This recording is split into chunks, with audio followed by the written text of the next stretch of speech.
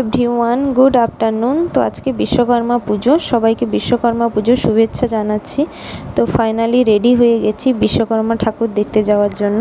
তো আমাদের এখানকারই কিছু ঠাকুর দেখার জন্য বেরিয়ে পড়েছিলাম, বাইরে কোথাও যাওয়ার সেরকম সময় সুযোগ হয়ে ওঠেনি।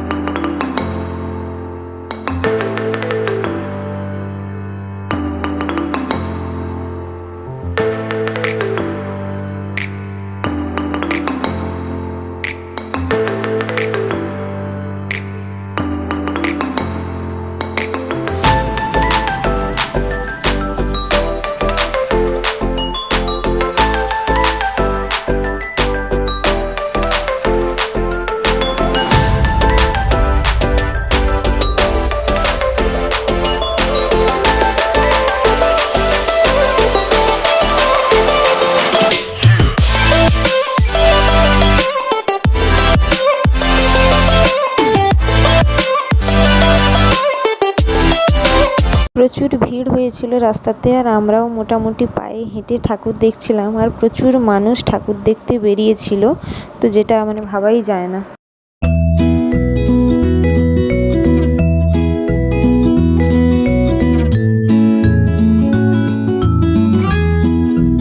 আমাদের বাড়ির পুচকিটা এখান থেকে বল নিল, তো বলটা পেয়ে ও ভীষণ খুশি। তো এবারে আমরা যাচ্ছি আমাদের পাড়ার পুজোটা দেখতে।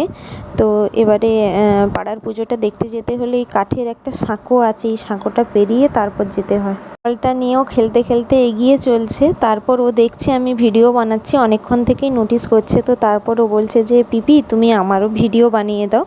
তো আমার ভীষণ পছন্দের একটা মানুষ, তো আমি বললাম ঠিক আছে, আমি তোমার ভিডিও বানিয়ে দেব। তো সেজন্য আপন বেগে এগিয়ে যাচ্ছে।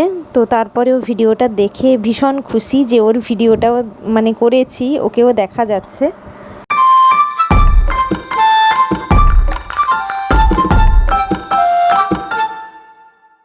রাতের বেলা এটা আমাদের পাড়া। তো ও এগিয়ে চলেছে, লাইট জ্বলছে, ওর সেরকম কিছু প্রবলেম হচ্ছে না। যেহেতু আমি আমার ক্যামেরা ধরেছিলাম সেজন্য আমাকে সেরকমভাবে দেখা যাচ্ছিল না। তো আমি এখানে একটু নিজের ভিডিও নিয়ে ঢং করে নিচ্ছিলাম। আসার সময় দেখলাম রাস্তার পাশে ছোট ছোট হলুদ হলুদ ফুল ফুটে আছে। তো এগুলো কি ফুল জানি না, কিন্তু দারুণ লাগছিল দেখতে।